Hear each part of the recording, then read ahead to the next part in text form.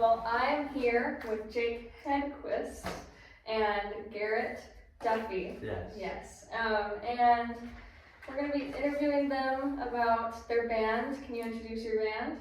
We're in a band called Stomp. Okay. And what kind of music do you guys make? I would say some sort of mix of emo and pop punk. Okay. And you're the rhythm guitarist and you're the lead guitarist. Yes. And we have two other members. Can we introduce them, even though they're We not have here? our drummer, Jonah, and our singer and bass player, Luke. All right. Yeah. And just to get right into it, I just want to know the musical background of all of you guys. And so we'll start with you, Garrett. How did you get started in music?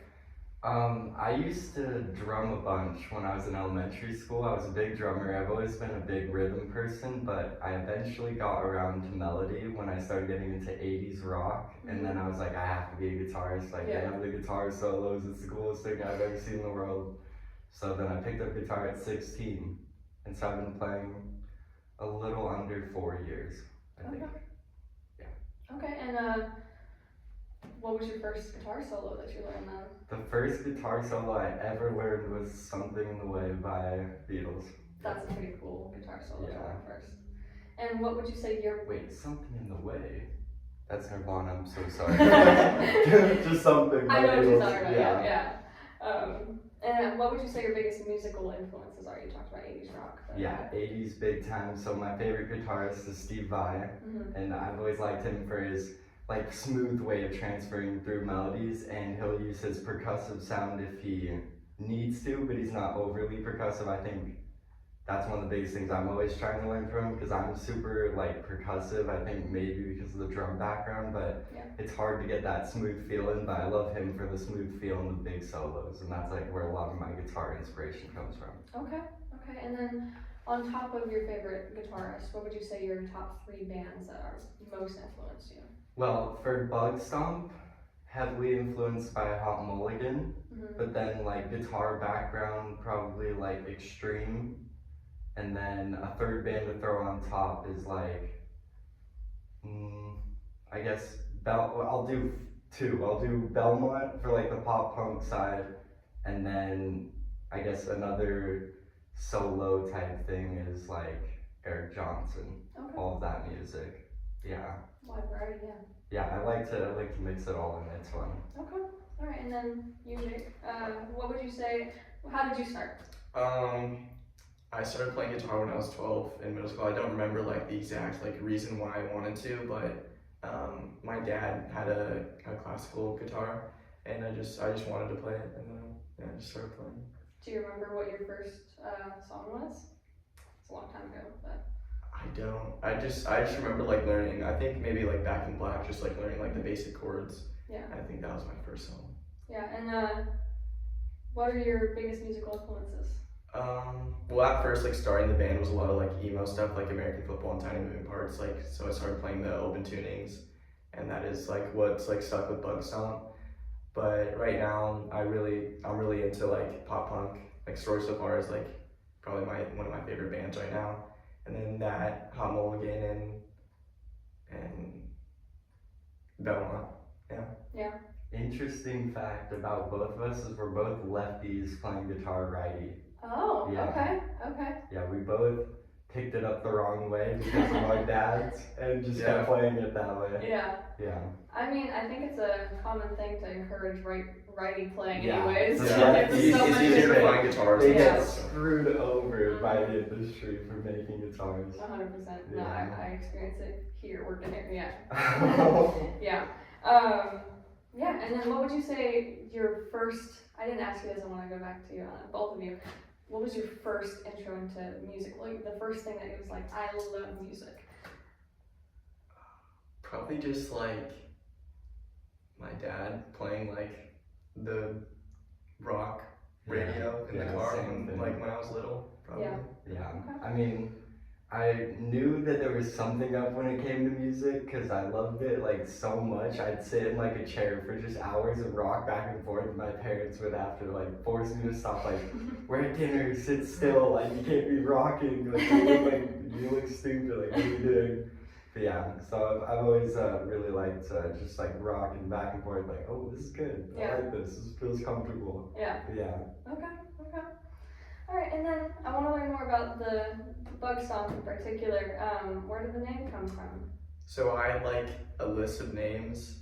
A lot of them were like kind of too like serious, I guess, and Bug Stomp felt less serious. I don't know, it's kind of like a weird name, so I kind of like it. I don't know. I think it fits fact, it yeah. sounds indie, so Yeah. I think it describes what you guys are doing.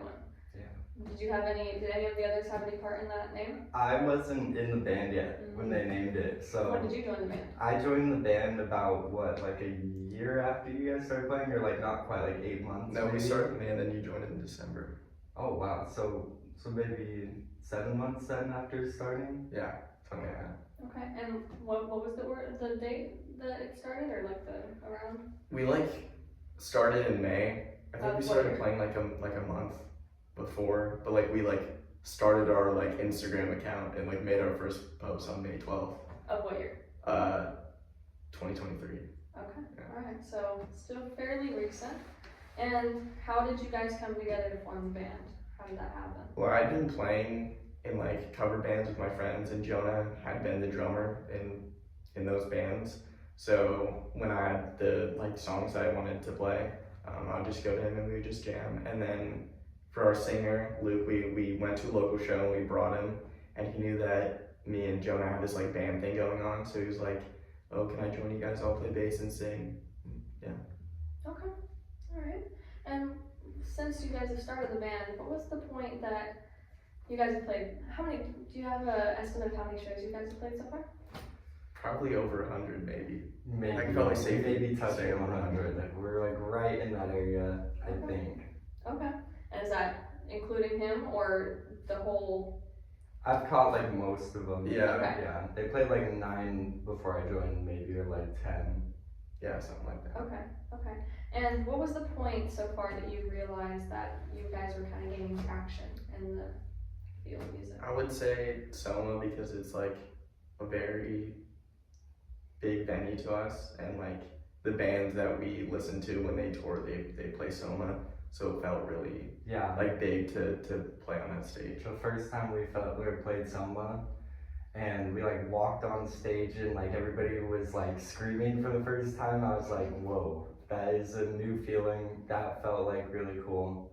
That was probably like the first time I was like, okay, like here's like a physical like manifestation of like all of our work like right in front of us. It felt really cool. Yeah. That's a good way to put that. Yeah, it was awesome. When was the first time you guys played Summer? The first time was, what was it? June? No. What was it? January. It was a J. I was like, June's not right. Yeah. Awesome. What was the biggest show before that you guys did? We did a house show in March with some bands we're from San Marcos, so we go to San Marcos High School, and then so it was like 3 bands including us from our high school, and then a band from like our like rival school, and we just played a garage, and just a bunch of kids from both schools came. It was really fun. That's pretty cool. Yeah. All right. And I want to know what kind of feedback you guys have gotten from your fans about your music, whether that be just at your shows, anywhere. They're always telling us to put the lyrics on it. Yeah. And we entered them, and they're taking forever to come out, and I don't know why, but they are like, where are the lyrics for this song? And I'm like, they're there, they're just not there, and I don't know why, but yeah. Like on Spotify or something? Yeah, Okay. they never have the lyrics, and I always feel so bad.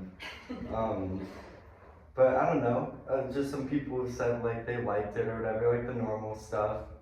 I don't know if I can remember anything like crazy. I think the coolest thing a fan's ever done was make bracelets for us, and mine just still hasn't fallen off, but it's holding on, but It's I getting still there. have it, yeah. That's super cool. Yeah. Yeah. Have you, talking about the lyrics, have you experienced fans singing your lyrics back to you? One time we really had like Yeah. you're talking about Birdcage?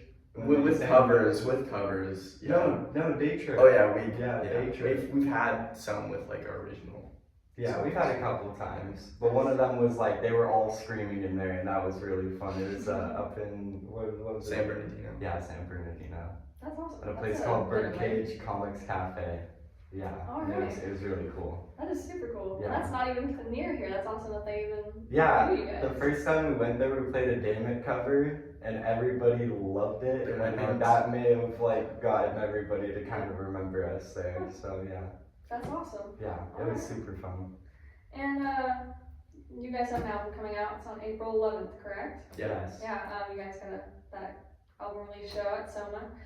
How would you guys describe your upcoming album? It's got everything from like energetic like arena sound to like underground like indie scene sound. It's got like a blend of sounds, and I feel like the first EP was like energized garage, and then like The second one was more like indie and like sad. sadder. Yeah. This And one has then like this both. one's a mix, yeah. Okay. And while making that album, what was your creative process? How did the songs come about? Couple different processes. Usually one of us comes with like a guitar idea, and then we kind of just bring it to the band and we just jam it out, and or one of us has like a song like with like sections fully done and like lyrics and stuff, but usually it's just like a chord progression, and then we kind of just build it from there. And how do the lyrics come in? Sometimes they're first, sometimes like Luke will bring in a song and he's like, I've got a bunch of lyrics, like we just need to put it down to a song, and he'll have like guitar riffs to go with it. Other times we'll like write an entire song like instrumentally and then write the lyrics in rehearsals, or we've also done writing lyrics in the studio as well. So a little bit of mixture. On this album it's been like kind of different processes for different songs, but I think it worked really good at creating different results each time. So that's why the album feels like versatile. Okay. Yeah. And in the writing of the album, is there anything that came easier than others? Some of the songs were challenging because we definitely were trying to push ourselves this time, like technique wise, and so some of the songs I know, like Jake, he has a lot of like guitar stuff that can be complex, and then he's got to sing as well, and those have been like some of the more troubling stuff. Like Luke as well, it's got like hard bass parts and like the singing is going crazy, so the album is much more vocally full, and the music is also harder to play than we normally did, so the whole album has been like struggling in that way, that it's just been hard to get the songs down and like ready to play. Yeah. Okay. I think it's great that you guys are pushing yourselves. Yeah, no, it's fun. And talking about you being the vocalist, but Luke is the vocalist? He's the lead. We like trade off. So I saw in a lot of your posts that you guys are trading off instruments and vocal. How does that work? And how does it work? So there's one song that I play bass on, but for the most part I'm playing guitar and he's playing bass, and then usually we just do like trade-offs. Like we do like he'd sing like 2 lines, I'd do one, and then we'd harmonize or something in like one section, or then another I might just sing my entire like own thing. Okay. I think it's cool. You guys switch off. Yeah. And then how would you say in any of either the upcoming album or any of the music that you've already written, how does it represent you as a person? I'll start with Karen. I think it represents the energy. I feel like the energy has always been like the biggest thing for me, and so I'm definitely like I like the super energetic side of all the album and the new music and all that, because I've just always wanted like the big solos and everything from the 80s roots. Yeah. But I also do like some of the underground stuff, because that really is like, that's where everybody has to start from, and I feel like it also resembles like everything that's the beginning of like just getting started and going and doing what you want to do, to just like the big polished result of that. I think both of those sides are like a part of me in some way. Okay. Yeah. And how would you say that it... I would say just also in the energy, just like playing live, because the album isn't out, so I don't really know like how people I was gonna translate like listening wise, but definitely like live. I feel like I don't know. We just like to just have energetic performances and just Yeah. we're all friends, so there's like good chemistry on stage. Yeah. All right. And do you guys each have a song that resonates with you the most? Maybe means a lot to you? Or work into it? There's a couple. I know like my favorite song personally off the album is Fountain of Youth, and I like that song for its energy, but like I think it's easy for me to kind of sync like the emotions to the song for any of them, so it's hard to choose like a specific one that resembles me. Okay. And what about you? I would also say Fountain of Youth because it's just really fun to play live. Yeah. Okay. I think that song captures Bug Stomp's energy really well, the live energy. Awesome. Yeah. Well, when that comes out, I will listen to that one especially. It's awesome. All right, and moving on to just your experience in music. What is the biggest lesson you guys have learned in the music industry so far? Just keep going at it. You have to keep playing. Like bands that take too much time trying to get something perfect is like it can kind of demotivate you, and you just need to keep rolling forward. You need to play shows. You need to get your music to people, as many people as possible, and that's the biggest lesson Bug Stomp's learned, and we definitely followed it as hard as we could, just trying to get in front of as many people as we possibly can to hear the music, because they're not going to find us in a big, ocean of like Spotify or Apple Music where there's just so many things floating around. 100%. Yeah. And how would you say motivation, just how do you get to that point? It's hard to get shows. It's hard to get people to hear you. How did you guys do that? Just push. He's He's really good a ton at of shows. Yeah, he's good at just texting as many people Yeah. as possible and just like, hey, I have been, let's play that. Yeah. And then eventually he was able to kind of like step back a little bit, and now we get a couple offers and stuff like that, and now it's like we don't have to reach out as much anymore. That's awesome. Yeah. And how would you say, what lessons do you think that you've learned? I would say that there's like a lot of barriers, especially with I do like most of the booking. So I feel like at certain venues, some of them you have to be like in the know to be able to like play there, and they have to like know you. Mm-hmm. You can't like be like an outsider and get to play certain places. You have to be either like invited or just another way of getting in. Okay, all right. And in general, what are some struggles that you guys have encountered? Maybe writing the music, getting the shows, anything? It's always been hard to get like the band on a schedule for rehearsals. It's been hard to get into Shea Cafe before we were able to get into that place, because that's one of those things where it's like it's a tight community and they've got like walls all around it, so it's hard to get into that. I don't know, I guess the music has definitely had like some fair share of like hardness lately, but that's about it. Everything else has been pretty smooth so far. Yeah. Okay. And get to that most bizarre thing. What is the most bizarre thing that you guys have encountered? Well, I would say our friends are in a band called Citrus Junior, and our singer was out of town, so we like combined members and we played a show as a 5-piece in the bedroom. Yeah, it was the last second plan, because we didn't know Luke was gonna be out of town, and then he ended up being out of town, and so we had to like scramble, put together like a new band that would play his Bug Stomp, and it ended up working out. It was really fun. What do you mean in a bedroom? What does that mean? It was just in the bedroom. It was a house show, and like everybody had to take their shoes off outside, so when you walked up, there's just shoes everywhere, and you had to walk upstairs, and it was just an emptied out bedroom, and all the stuff that's in the bedroom was like downstairs, like pushed aside. How many people attended? How do you fit people in a Just bedroom with probably, a like, band? We probably had 12 people total, but that's packed for a bedroom. Yeah, it was, max capacity. I think it was Sold like out. 20 people, but it was like the max like a bedroom would basically hold while people like moved around too, Yeah. because they were all like kind of moshing a little bit, and so it was like It's a funny there thing. was like no room at all in there, and it was just fun in that way. That is unique. I don't know if I've heard of a bedroom show before. Maybe a practice. Yeah.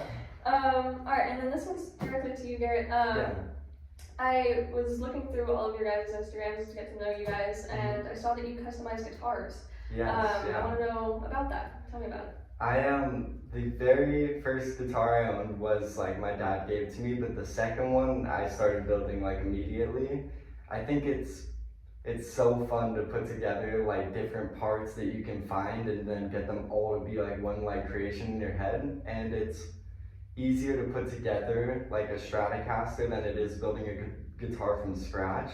So I've done that a lot of Stratocasters.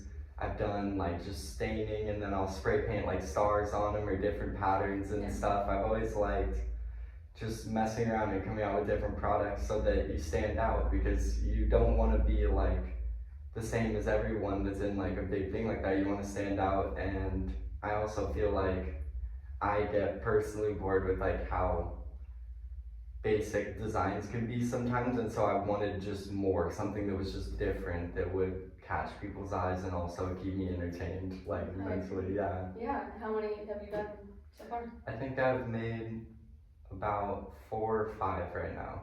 Okay. Yeah. Do you have a favorite? I have a favorite, but it needs work on it still. It needs a fret leveling job, but it's the most recent build I've done. It's like a greenish, tealish maybe kind of Stratocaster. Yeah. Does it have the drawing on the Yeah, it has card? the eyeball on the pick card. I want to know about that. Is that a drawing, or did it come with that? It was printed on. I wish it was a drawing, but I suck at art, and because I'm lefty, I just erase everything as I go. Yeah. So it's not good for me to do. Out of the ones that I saw, that was my favorite as well. Yeah, that one's a fun one. Alright, well I was just curious about those guitars. And for my last question, I just want to know, what is your guys' next step with the band? Where do you guys see yourself in 2025 at the end? I would say definitely following up the album with more music. Probably maybe an acoustic EP in the summer, and then another like electric EP probably in October, November maybe. And then maybe like a single or 2 in that time. And then just shows wherever we on can play. stage, yeah. Alright, and have you guys done any acoustic shows before? Or acoustic songs? Yeah, we have some acoustic songs. We have one on the album coming out. We have one in the files right now that'll maybe be on the acoustic EP, or we'll redo it, but yeah, we've definitely experimented with some acoustic recording already. Okay. Yeah. Alright, well I think that's all from me. Do you guys have any other things to add? No, that's all. Alright. Yeah. Come to their show at Soma on April 11th at, when do you guys go on again? I think we're playing last, so it's probably around 9 maybe. I'm not quite sure. Well, we got lots of bands playing that day, so. Yeah. Alright, well thank you guys for the interview. Thank you.